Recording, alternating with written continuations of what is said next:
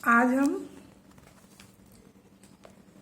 कार्यसूची बनाना सीखेंगे। कार्यसूची किसे कहते हैं, क्या होती है, क्या विशेषताएं हैं इसकी। तो कार्यसूची किसी भी संस्था की औपचारिक बैठक में चर्चा के लिए चिन्हित विषयों की जानकारी देती है।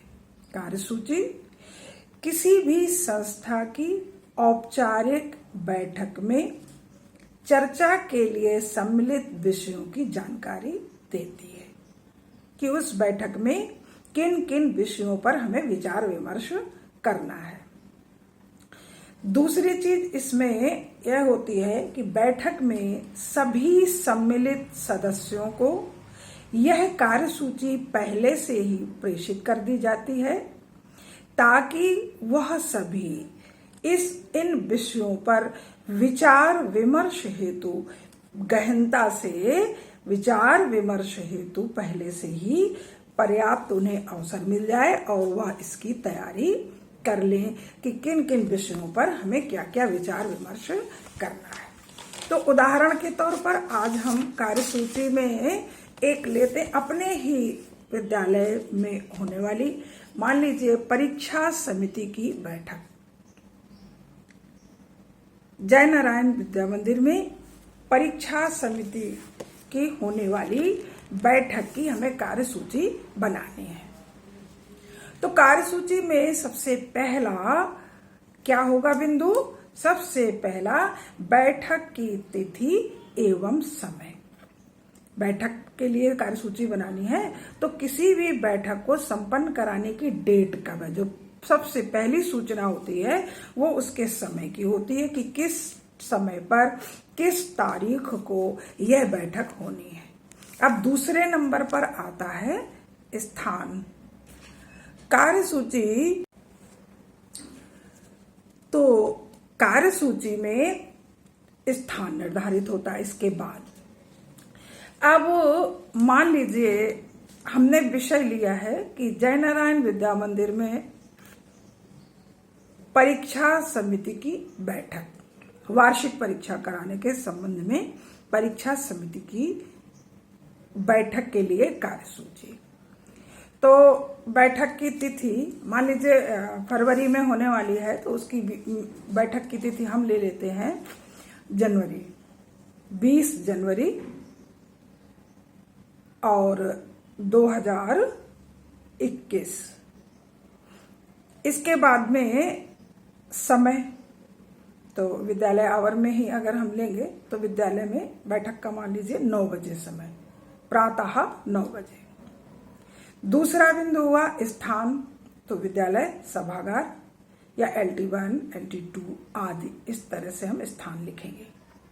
अब इसके बाद कार्यसूची बनाएंगे तो एक हेडिंग पड़ेगी बाईं तरफ कार्यसूची। अब कार्यसूची में जो बैठक के विचार बिंदु हैं वह कौन कौन से हो सकते हैं।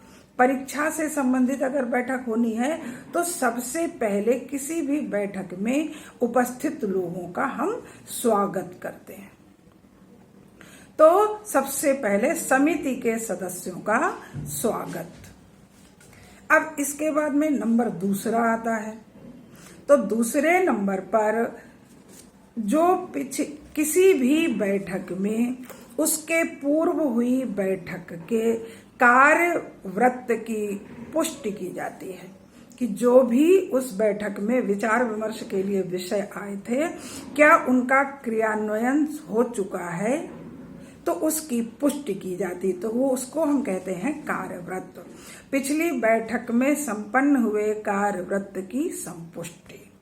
अब तीसरा नंबर आता है, मान लीजिए मैंने परीक्षा समिति लिया हुआ है तो परीक्षा की तिथि के संबंध में विचार विमर्श, परीक्षा की तिथि का निर्धारण।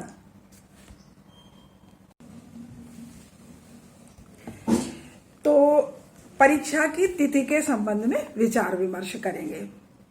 डेट का निर्धारण, क्योंकि सभी सदस्यों के बीच विचार विमर्श के लिए हम इसलिए लाते हैं कि हो सकता है उस डेट पर जिन विषयों की ओर हमारा ध्यान नहीं जा रहा है कोई ऐसी समस्या तो नहीं आने वाली है। इसलिए सभी की सहमति से एक सुनिश्चित तिथि को हम निश्चित करते हैं। इसके बाद में डेट मैंने बताई, मान लीजिए 20 फरवरी को मीटिंग हो रही है और 20 जनवरी को मीटिंग हो रही है और 20 फरवरी से हम परीक्षा प्रारंभ करेंगे, तो 20 फरवरी परीक्षा की डेट निर्धारित हुई। अब इसके बाद आता परीक्षा के लिए क्या आवश्यक चीजें होंगी, किन विषयों पर हमें विचार करना होगा। तो उत्तर पुस्तिकाएं, उत्तर पुस्तिकाओं के क्रय करने के संबंध में चर्चा। कुल कितनी उत्तर पुस्तिकाएं चाहिए होंगी, कितनी हमारे पास पहले से रखी हुई हैं, किस तरह से, क्या उनमें कोई फेरबदल करना है, तो इसलिए उत्तर पुस्तिकाओं के संबंध में चर्चा करेंगे। इसके बाद में अब जब उत्तर पुस्तिकाएं क्रय हो गई तो उसके बाद और कौन सी व्यवस्था बचती, सिटिंग अरेंजमेंट यानी बैठक व्यवस्था। अगला विचार बिंदु होगा बैठक व्यवस्था से संबंधित। तो बैठक व्यवस्था में भी विचार विमर्श होगा, छात्र संख्या कितनी है, हमारे पास उपलब्ध क्लासरूम कितने हैं, उसके हिसाब से किस कक्ष में हमें कितने छात्रों को बैठाना है जिससे उनकी विधिवत परीक्षा हो सके, समय का भी ध्यान रखना है। तो इसके बाद बैठक व्यवस्था पर इन सभी बिंदुओं को हम विचार के लिए रखेंगे। जब बैठक व्यवस्था भी हो गई और उत्तर पुस्तिकाएं भी आ गई, अब इसके बाद परीक्षा से संबंधित क्या विषय बचता है, तो बचता है कि परीक्षा को त्रुटि विहीन यानी नकल विहीन परीक्षा कराने के संबंध में विचार विमर्श। क्योंकि परीक्षा की शुचिता सबसे महत्वपूर्ण होती है, तो परीक्षा काल में हमें क्या करना है कि कोई भी ऐसा बच्चों के द्वारा अनुचित साधन प्रयोग में न लाया जाए।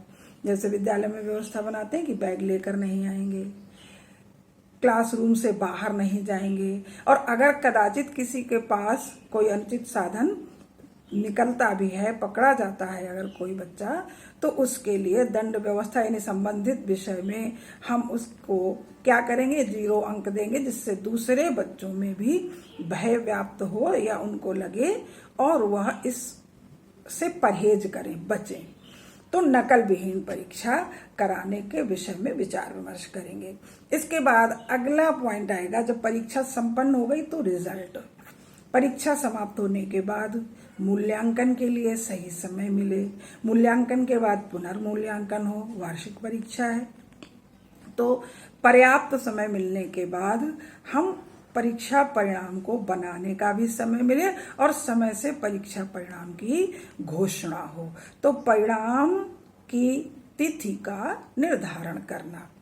जब इसके बाद में सभी विषय हो गए तो एक सभी बैठकों की कार्यसूची में एक अनिवार्य विषय लेते हैं हम, वो अध्यक्ष की अनुमति से किसी अन्य विषय पर चर्चा करना।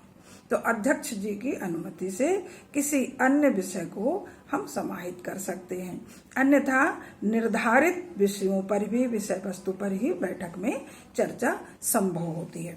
फिर इसके बाद सबसे आखिरी में क्या होता है, धन्यवाद ज्ञापन। इस प्रकार से, और उसके बाद